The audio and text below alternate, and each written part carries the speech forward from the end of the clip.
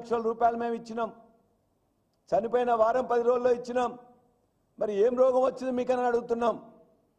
దరిదాపుగా 1,35,000 మంది రైతులకు రైతు బీమా పెట్టిన తర్వాత అందరికీ ఇవ్వడం జరిగింది. ఎక్కడ కూడా ఇబ్బందులు లేకుండా డైరెక్ట్గా వాళ్ళ అకౌంట్లోకి వెళ్ళిపోయింది మొత్తం పైసలు 5 లక్షల రూపాయలు. ఎందుకు ఏట్లే ఇంకేం చెప్పిండ్రు?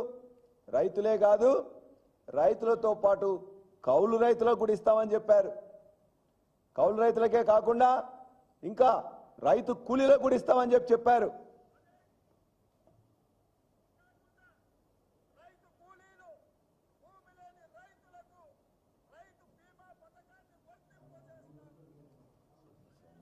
ఈ సౌండ్ రైతు బీమా పథకాన్ని రైతులకే కాకుండా రైతు కూలీలకు కౌలు రైతులకు ఇస్తానని చెప్పేసి వరంగల్ డిక్లరేషన్ లో ఆనాడున్న టీపీసీసీ ప్రెసిడెంట్ నేటి ముఖ్యమంత్రి రేవంత్ రెడ్డి నమ్మబలికారు.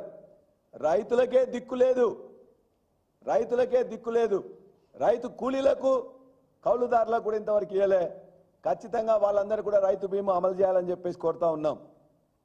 అంతేకాదు ప్రధానమంత్రి ఫసల్ బీమా యోజనలో అక్కడనే మాట్లాడుతూ చెప్పారు, కేసీఆర్ గారు ప్రభుత్వం సరిగా చేయలే, మేము రాగానే మొత్తం కూడా ఫసల్ బీమా యోజన పెడతాం, దానికంటే ఉన్నతంగా తయారు చేస్తాం అని చెప్పి కూడా వాళ్ళు నమ్మబలికిండ్రు.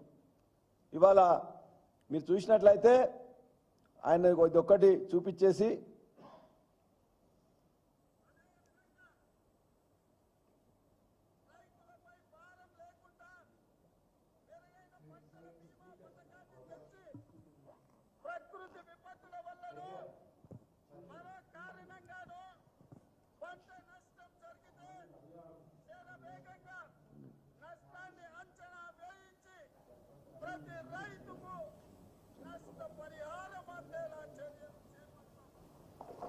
అని ఏం చెప్తున్నాడు?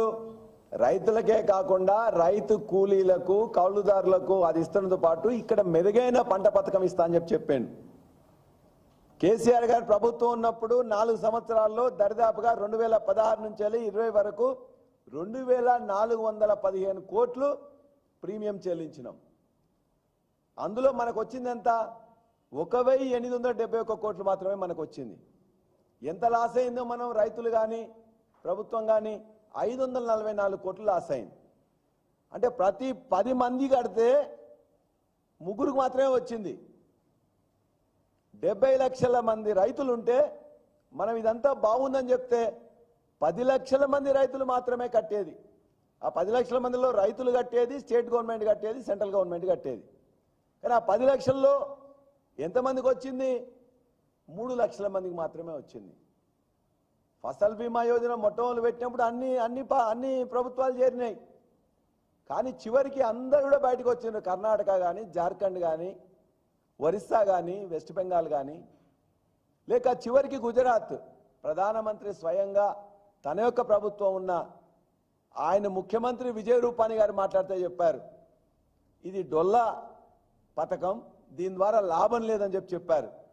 వీళ్ళేం చెప్పారు? కేసీఆర్ గారి ప్రభుత్వం ఎందుకో కంటిన్యూ చేయట్లే, మేము రాగానే మెరుగైన పథకాన్ని ఇస్తున్నారు. మెరుగైన పథకం లేదు, ఆ పథకాన్ని ఫాలో చేయలేదు. పంట బీమా అనేది పంట కోసం ఉంటుంది.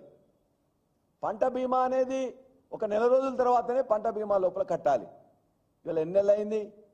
4 నెలలు. అంటే దరిదాపుగా ఇవాళ 19వ తారీఖు వచ్చిందంటే ఇంకా 11 రోజులు అయితే అయిపోతుంది. ఇవాళ నువ్వు పంట బీమా కడతానంటే కూడా ఇన్సూరెన్స్ కంపెనీ తీసుకోడు. మరి నువ్వు ఏం నమ్మబలికినావు?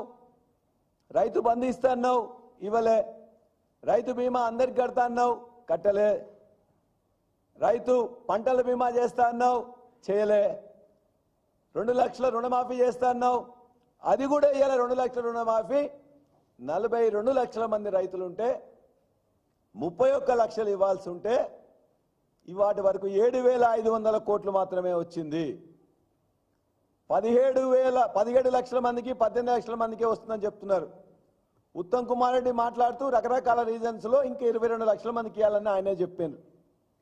వ్యవసాయ శాఖ మంత్రి చెప్తున్నాడు 2 లక్షల పైన ఇప్పుడు కట్టండి, వస్తే ఇంకా 20 లక్షల మంది రైతులకు ఇవ్వాలని చెప్తున్నారు. బట్టి విక్రమార్క 7,500 కోట్లు ఇచ్చిను, మిగతా వాళ్ళకి ఇవ్వాలని చెప్తున్నారు. ఆర్థిక శాఖ మంత్రి ఒకటి చెప్తాడు, వ్యవసాయ శాఖ మంత్రి మరొకటి చెప్తాడు, ఇరిగేషన్ శాఖ మంత్రి ఇంకొకటి చెప్తాడు. ముఖ్యమంత్రి మొత్తం అయిపోయింది, హరీష్ రావు నువ్వు పోయి మొత్తం కూడా ఏదైనా బాయిలో పడి సావని చెప్పేసి అంటాడు. ఏ విధంగా కరెక్ట్ ఇది? నీ యొక్క బూతులు మాట్లాడడం వల్ల, బెదిరించడం వల్ల, అదిరించడం వల్ల ఎవరు భయపడరు, రైతులు అసలే భయపడరు. కాబట్టి ఇలా రైతులందరూ కూడా ఉద్యమిస్తున్నారు. రైతుల ఉద్యమానికి మేము సంఘీభావం తెలియజేస్తున్నాం. రైతుల్ని తప్పనిసరిగా రిలీజ్ చేయాలని కోరుతూ మళ్ళొక్కసారి కూడా ఈ ప్రభుత్వాన్ని ఖచ్చితంగా కోరుతున్నాం. 2 లక్షల రుణమాఫీని వెంటనే షరతులు లేకుండా అందరికీ ఇవ్వాలి. రైతు బంధును ఏ విధంగా చెప్పినవో దాన్ని కూడా షరతులు లేకుండా 70 లక్షల మంది రైతులకు 1,50,00,000 ఎకరాలకు సంబంధించిన రైతు భరోసాని 15,000 చొప్పున, పంటకు 7,500 చొప్పున వెంటనే ఇవ్వాలి. రైతు బీమా మీరు ఏదైతే చెప్పినో ఆ రైతు బీమాని రైతులకే కాకుండా కౌలుదారులకు, రైతు కూలీలకు కూడా మీరు చెప్పిన విధంగా అమలు చేయాలి. పంటల బీమా పథకాన్ని అమలు చేస్తా అన్నారు. అమలు చేయకుండా నష్టపోయినట్లయితే ఈసారి చేయలేదు కాబట్టి వాళ్ళకి ఎకరానికి 10,000 చొప్పున తప్పనిసరిగా ఇవ్వాలి. ఇస్తానని చెప్తారు, ఇప్పటివరకు రికార్డు చేసుకోరు. కాబట్టి ఖచ్చితంగా నీ బెదిరింపులకు, అదిరింపులకు రైతులు భయపడరని చెప్తూ ఇవాళ బ్రహ్మాండంగా పోతున్న ఈ తెలంగాణని మొత్తం కూడా దివాలా కోరు రాష్ట్రం అని చెప్పేసి ఇప్పటికైనా అనకండి. అగ్రగామిలో ఉన్న తెలంగాణని కాపాడుకోండి. తెలంగాణను బయట మంచిగా చెప్పండి.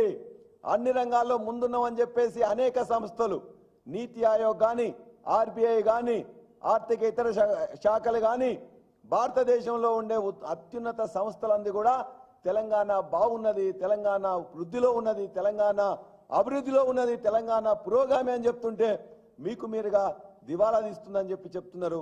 ఆ తప్పు చేయొద్దని చెప్పేసి ఈ యొక్క ప్రభుత్వాన్ని కోరుతూ రైతులకు సంబంధించిన ఈ 4 కూడా వెంటనే అమలు చేయాలని చెప్పి కూడా కోరుతున్నాం. అరెస్ట్ చేసిన రైతుల్ని వెంటనే విడుదల చేయాలి, బేషరతుగా విడుదల చేయాలి.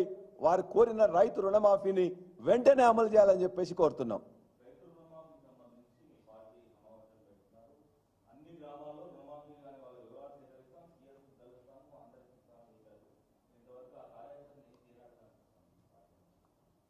మా పార్టీ ద్వారా రైతులందరినీ కోరినాం. రైతులందరూ కూడా ఈ ప్రభుత్వం అనేది నమ్మబలికి వాళ్ళందరినీ కూడా మీరు ఫోటో దిగిపోండి, మీకు ఇస్తామని చెప్తే వాళ్ళందరూ బ్యాంకులోకి పోతే ఒక ఫోటో తీసుకొని పంపిస్తున్నారు.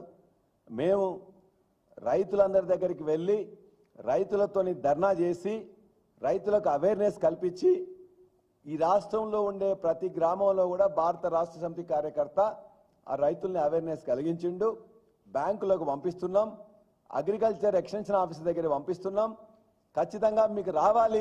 వచ్చేదాన్ని ఏదైతే ఉన్నదో కౌన్సిల్ టు ప్రైమ్ మినిస్టర్ సభ్యులైన డాక్టర్ వివేక్ దేబ్రాయ్ అధ్యక్షులుగా, సంజీవ్ సన్యాల్ మెంబర్గా ఉన్న ఈ కమిటీ రిపోర్టు నివేదిక ఇచ్చిన తర్వాత నివేదిక చూస్తే